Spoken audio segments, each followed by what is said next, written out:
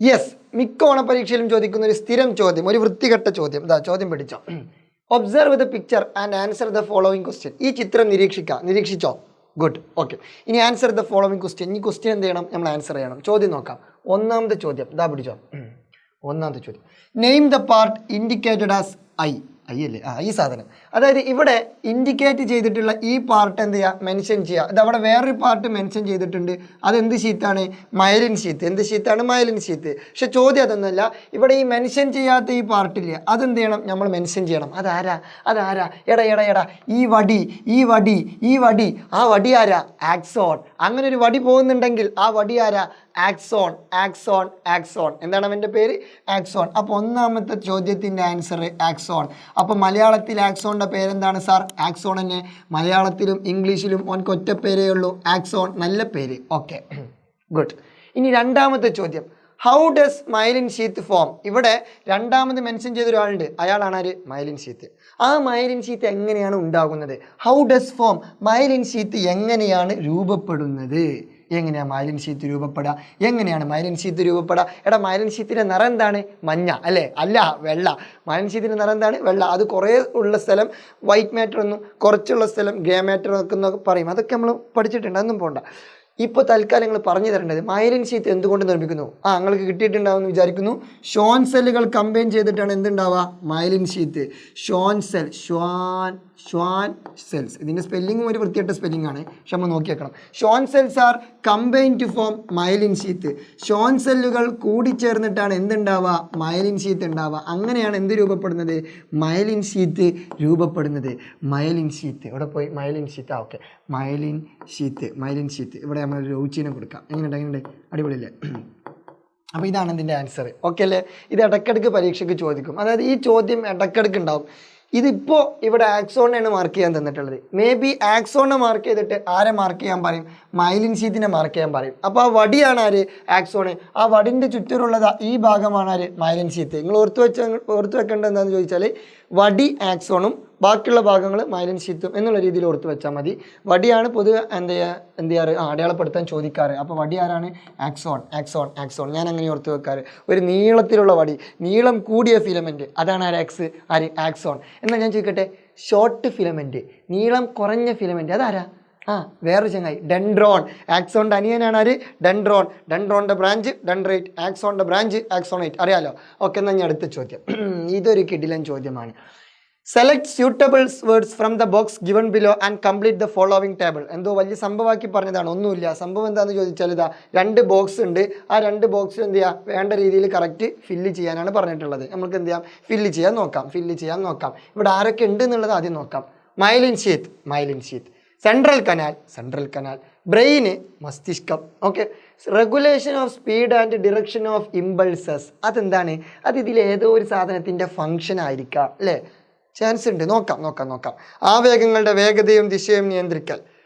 Electric insulator, അതും ഒരു ഫംഗ്ഷനാണ്. ഈ പറഞ്ഞ ആരുടെയോ ഫംഗ്ഷനാണ് എന്ത്? ഇലക്ട്രിക് ഇൻസുലേറ്റർ ആയിട്ട് ആക്ട് ചെയ്യുന്നത്, വൈദ്യുത ഇൻസുലേറ്റർ ആയിട്ട് ആക്ട് ചെയ്യുന്നത്. പിന്നെ സിനാപ്സ് നമുക്ക് നോക്കാം. അതായത് ഇവിടെ ഭാഗം, ധർമ്മം, പാർട്ട്, ഫംഗ്ഷൻ. പാർട്ട് ഇവിടെ മെൻഷൻ ചെയ്യുക, അതിൻ്റെ ഫംഗ്ഷൻ ഇവിടെ മെൻഷൻ ചെയ്യുക. അതാണ് ഇവർ പറഞ്ഞിട്ടുള്ളത്. അപ്പോൾ ഇവിടെ ആദ്യത്തെ ചങ്ങായി ആരാണ്? മൈലിൻ ഷീറ്റിനെ നോക്കുകയാണെന്നുണ്ടെങ്കിൽ മൈലിൻ ഷീറ്റിൻ്റെ ഫംഗ്ഷൻ അതിലുണ്ടോ? സെൻട്രൽ കനാൽ, അതല്ല മൈലിൻ ഷീറ്റിൻ്റെ ഫംഗ്ഷൻ. അപ്പോൾ അതല്ല. ബ്രെയിന്, അതുമല്ല. Regulation of speed and direction of impulses. ഇമ്പൾസസിൻ്റെ സ്പീഡും അതിൻ്റെ ഡിറക്ഷനും കൺട്രോൾ ചെയ്യുന്നത് മൈലിൻ ഷീറ്റ് അല്ലേ? അല്ല, പിന്നെ ആരാ? അത് സിനാപ്സാ. അതാരാണ്? സിനാപ്സ്. അങ്ങനെ ഒരാൾ ഇവിടെ ഉണ്ടല്ലോ സാർ. അപ്പം കിട്ടി. ഒന്നാമത്തെ ഭാഗം സിനാപ്സ്. ഒന്നാമത്തെ ഭാഗം എന്താണ്? സിനാപ്സ്. അതിപ്പോൾ തന്നെ എഴുതി വെക്കട്ടെ, സിനാപ്സ്. എന്നാൽ ഇത് തെറ്റൂല. സിനാപ്സിൻ്റെ ഫംഗ്ഷൻ എന്താണ്? ആവേഗങ്ങളുടെ വേഗതയും ദിശയും നിയന്ത്രിക്കുക. Regulation of speed and direction of impulses. അപ്പോൾ നമ്മളിവിടെ എന്താ എഴുതി കൊടുക്കേണ്ടത്? Regulation of speed and direction of impulses. ഇത് കുറേ എഴുതാണ്ടല്ലേ? Speed and direction of impulses. Impulses. Okay, അതായത് മലയാളത്തിൽ പറയുകയാണെങ്കിൽ ആവേഗങ്ങളുടെ വേഗതയും ദിശയും നിയന്ത്രിക്കുക. ഞാൻ തൽക്കാലം ഷോർട്ടാക്കി എഴുതുന്നുണ്ട്. ആവേഗത്തിൻ്റെ വേഗതയും ദിശയും നിയന്ത്രിക്കലാണ് ആരുടെ പരിപാടി? സിനാപ്സിൻ്റെ പരിപാടി. ഹാപ്പി അല്ലേ? ഓക്കെ.